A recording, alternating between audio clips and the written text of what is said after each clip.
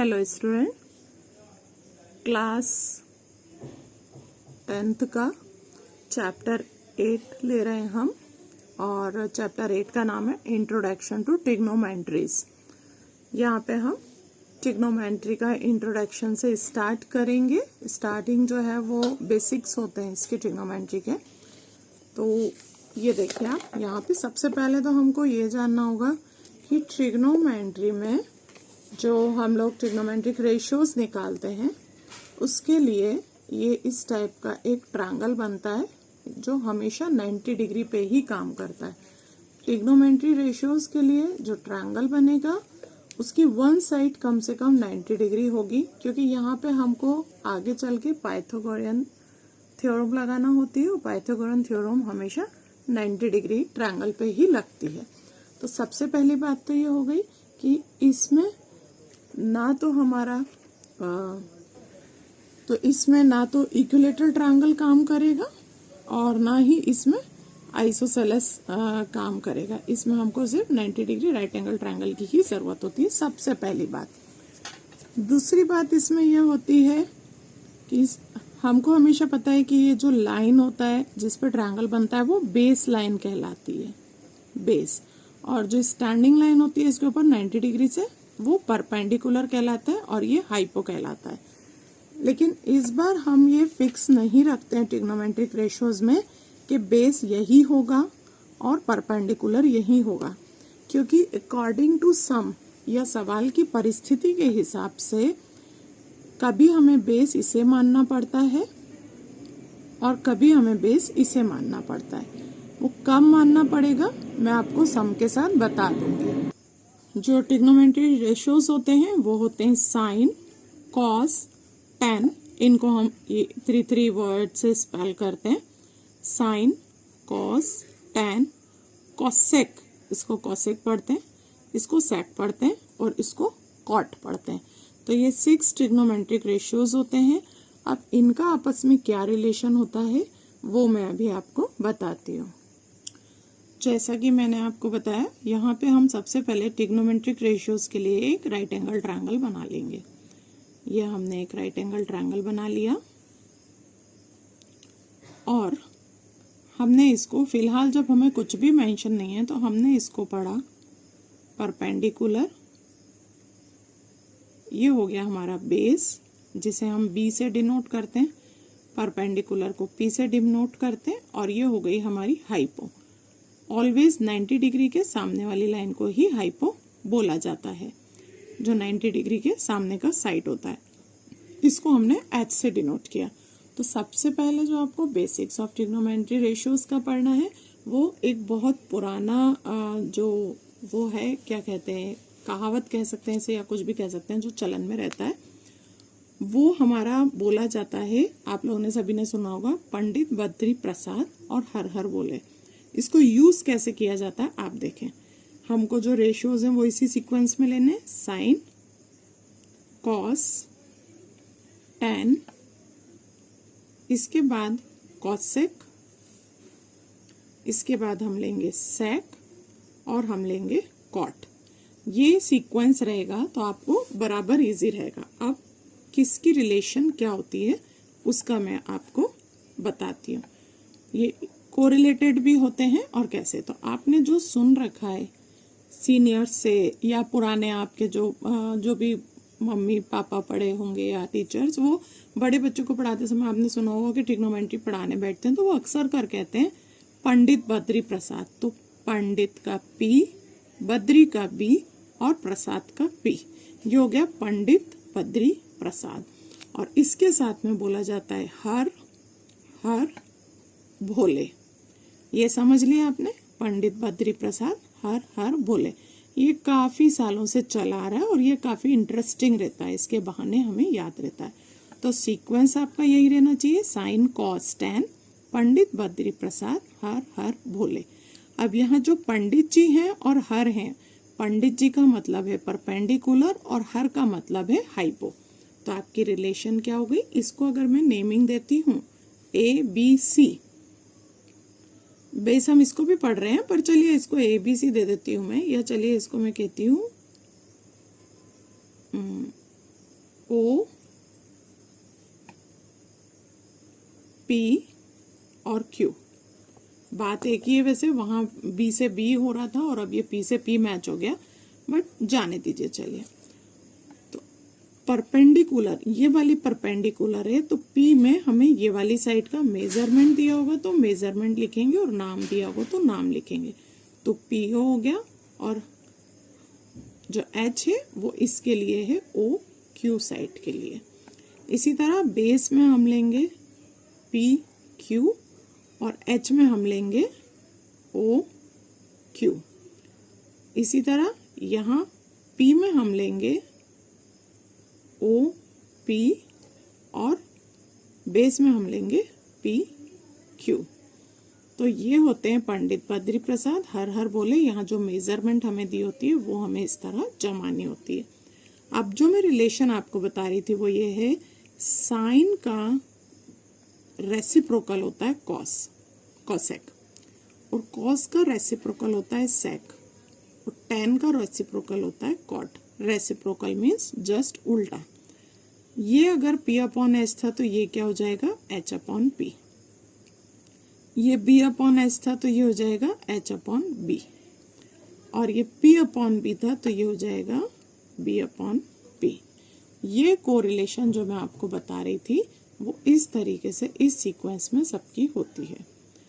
जहां हम साइन को p अपॉन एच लिखते हैं वहीं हमें याद रहना रहता है कि कॉसेक को हम h अपॉन पी लिखते हैं। जहां हम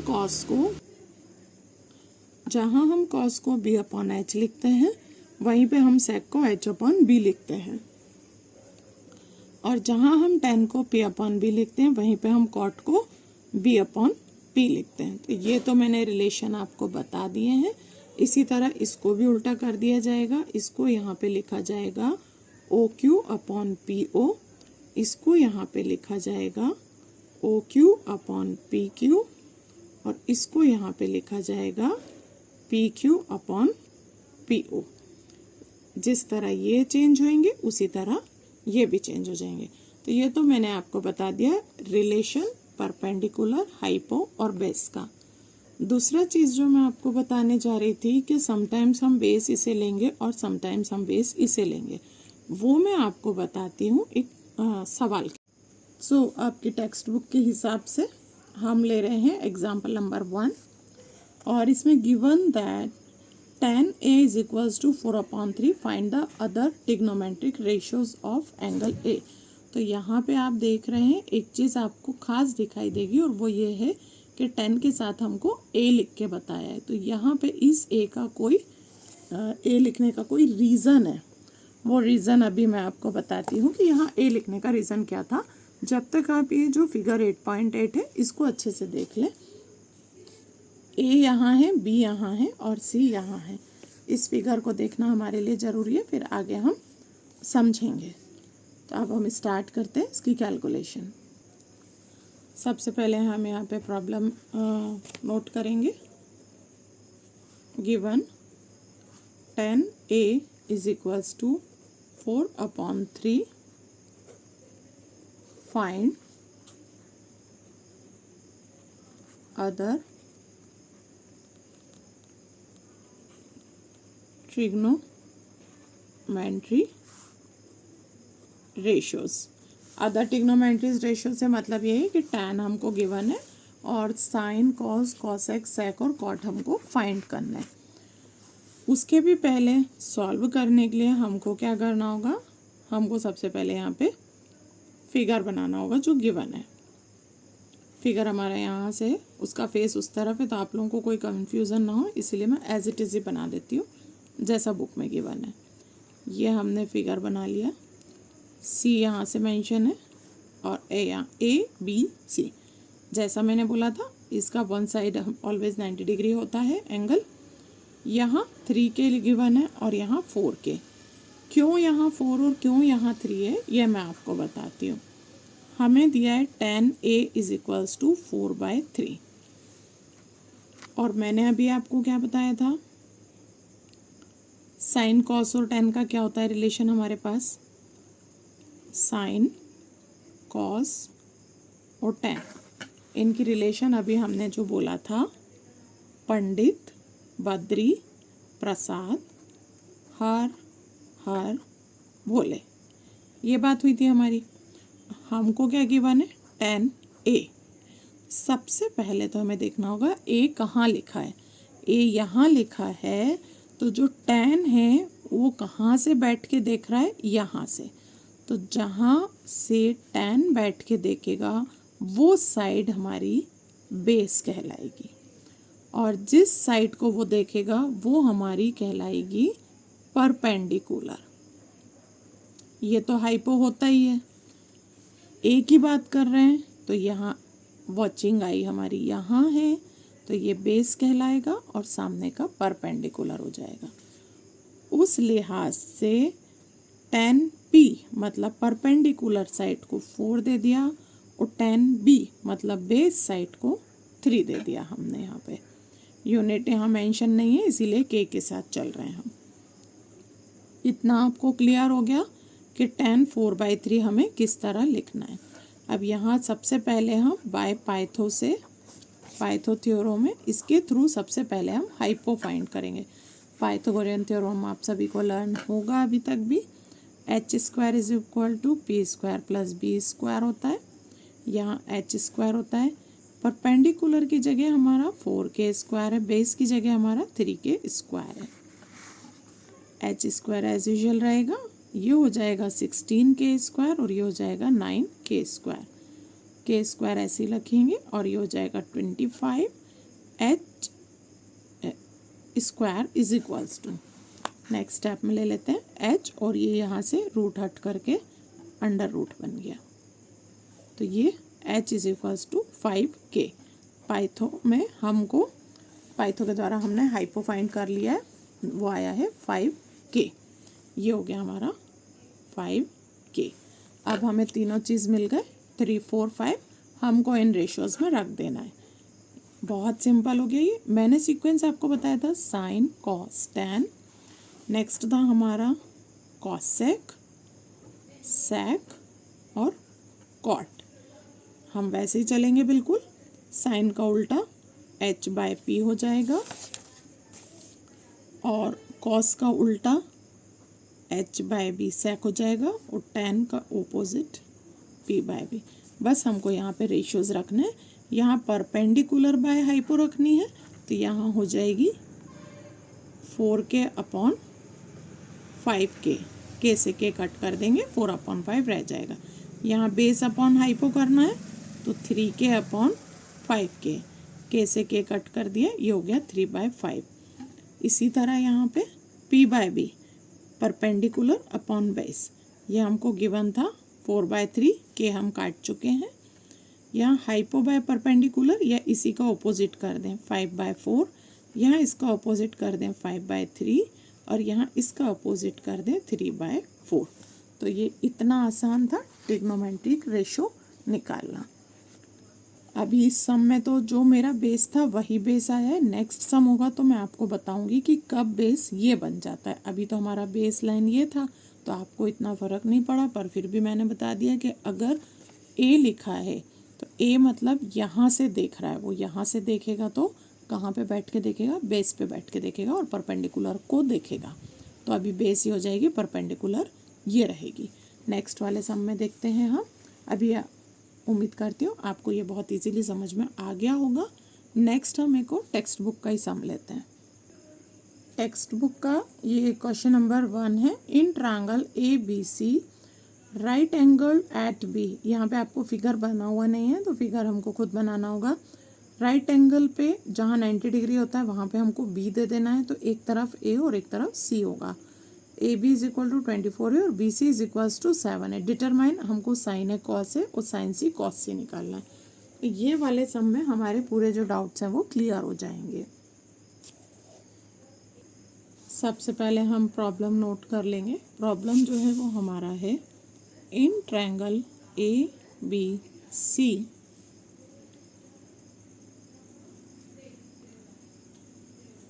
राइट एंगल एट B से राइट एंगल बनाना है उसे, एंड AB = 24 cm है। BC is equals to 7 cm है। और फाइंड जो हमें करना है, फर्स्ट हमें करना है साइन ए कॉस ए, और सेकंड जो पॉइंट हमें फाइंड करना है वो है साइन सी कॉस सी। अब इसमें हमें सबसे पहले क्या करना होगा, सबसे पहले हमको फिगर बनाना होगा।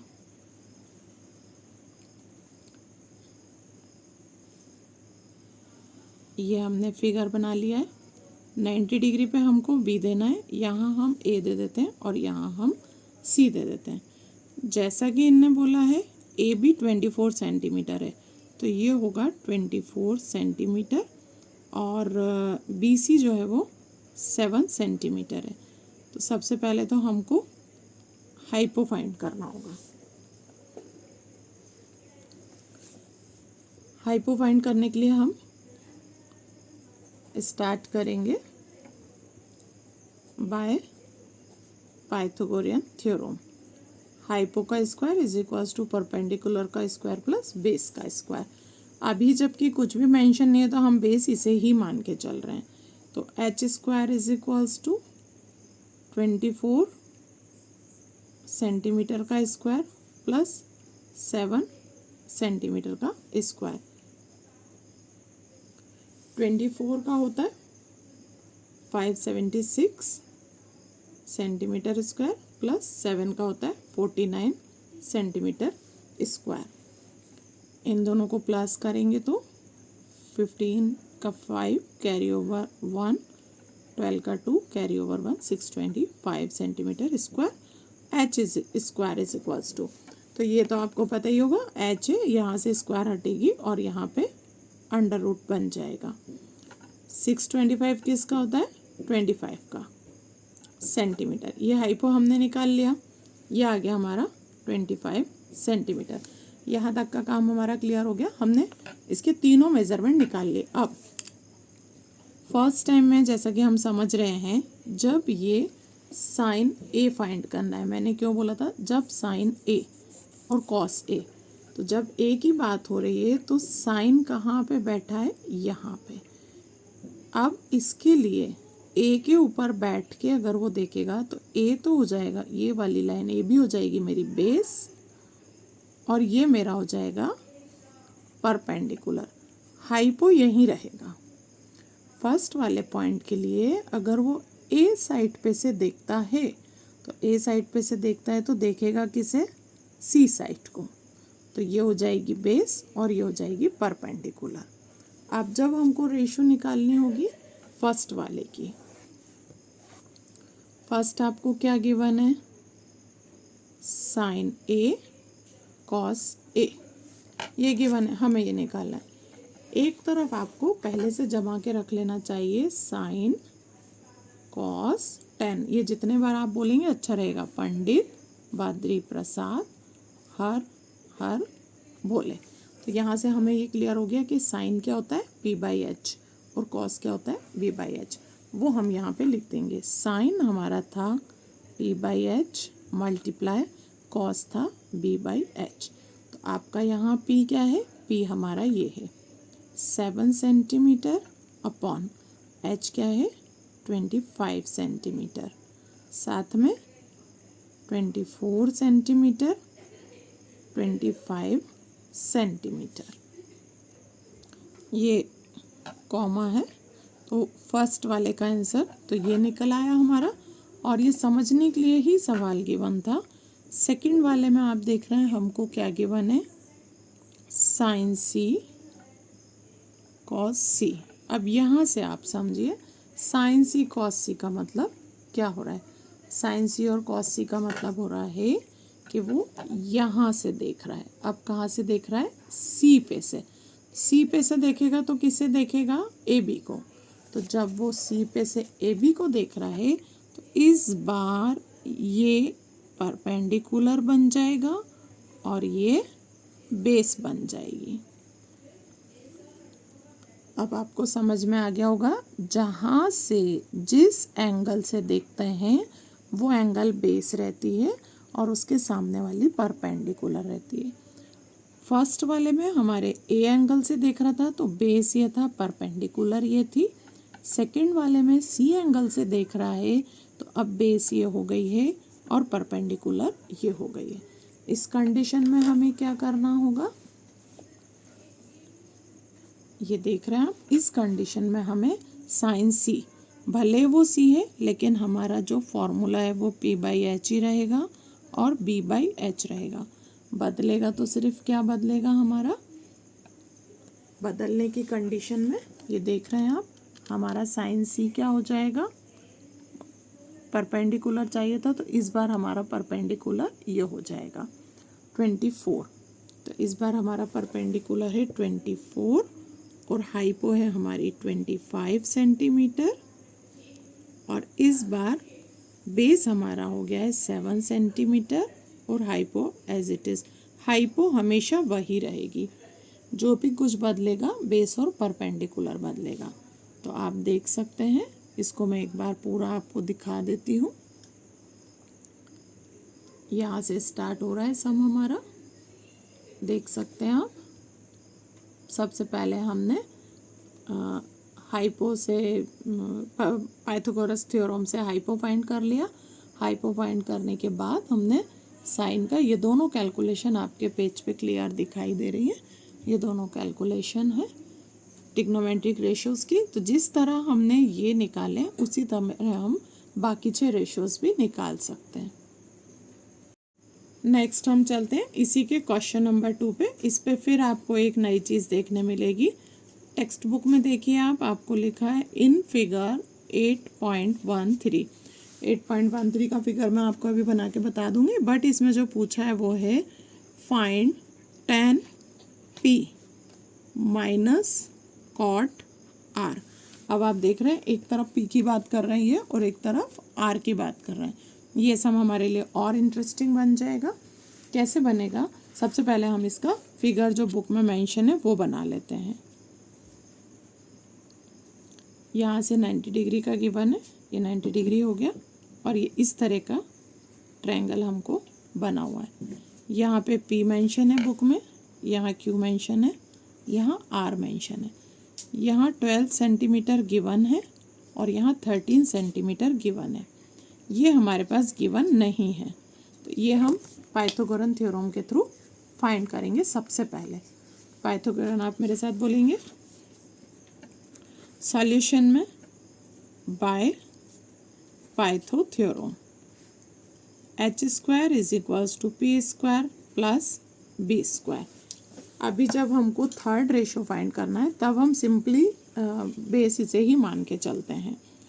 h हाइपो गिवन है 13 का स्क्वायर इज इक्वल्स टू, यहाँ पे 12 का स्क्वायर गिवन है और b हमारे पास नहीं है। 13 का होता है 169, 12 का होता है 144। ये मैं इधर ले आई हूँ, माइनस लग गया है इस पर, ये हो गया। यहाँ से माइनस करते हैं तो यहाँ ऑलवेज 25 आता है। b² है, b अकेला छोड़ेंगे, रूट में 25 लेंगे एंड हमको b is equals to 5 centimetre मिल जाएगा। तो ये जो हमें मिला वो 5 सेंटीमीटर हमने फाइंड करके रख लिया। अब नेक्स्ट हम इसके रेशियोज़ बनाते हैं। हमको जो क्वेश्चन में पूछा गया अब हम उसकी बात करते हैं। ये तो हमने रेशियोज़ निकाल के रख लिए। क्वेश्चन में बोला गया है tan p minus cot r। जैसा मैंने आपको बोला था आपको रफ में लिख लेना चाहिए। tan बराबर क्या होता है हमारा p बाय b, तो उसी तरह कॉट बराबर हो जाता है b बाय p, इसका ओपोजिट। अब tan यहाँ पे p है, यानी उसको tan किस साइड से बैठ के देख रहा है, tan p साइड से बैठ के देख रहा है। तो p साइड हमारी क्या आ रही है, ये p साइड ये आ रही है। तो इस बार के लिए हमारा बेस हो जाएगा ये और परपेंडिकुलर हो जाएगा ये। किसके लिए, tan p के लिए। ये ओनली tan p के लिए होगा। tan p का हमारा परपेंडिकुलर हो जाएगा QR और बेस हो जाएगी हमारी PQ। इसी तरह कॉट R, तो कॉट कहाँ से, यहाँ से देख रहा है, कॉट यहाँ से देख रहा है, तो कॉट के लिए बेस कौन बन जाएगा, ये बेस हो जाएगा कॉट के लिए। और कॉट का परपेंडिकुलर ये हो जाएगा, क्योंकि कॉट आर पे से देख रहा है तो आर पे से देखने के कारण बेस ये हो जाएगी और परपेंडिकुलर ये हो जाएगी। जबकि हमारा कॉट का रेशो क्या होता है वो भी आप जानते हैं, हमारा कॉट का रेशो होता है B/P। तो सबसे पहले हमको बेस यानी कि लिखना पड़ेगा QR और परपेंडिकुलर यानी कि लिखना पड़ेगा PQ। तो अब आपने यहाँ क्या देखा, ये दोनों चीज़ सेम सेम हो गए। QR का वैल्यू रखेंगे तो होगा 5 सेंटीमीटर अपॉन में 12 सेंटीमीटर, और इसी तरह अगेन QR का 5 सेंटीमीटर अपॉन 12 सेंटीमीटर। इसमें से ये पूरा माइनस हो जाएगा और आंसर हमारा 0 आ जाएगा। ये इस तरीके से होगा, जैसे जैसे हमारे ये हमको मेंशन होंगे एंगल, उसी हिसाब से हमको बेस और परपेंडिकुलर मानना पड़ेगा। तो ये 2 सम्स मैंने आपको करा दिए। आगे के सम के लिए मैं नेक्स्ट वीडियो बनाऊंगी, बने रहिए साथ में।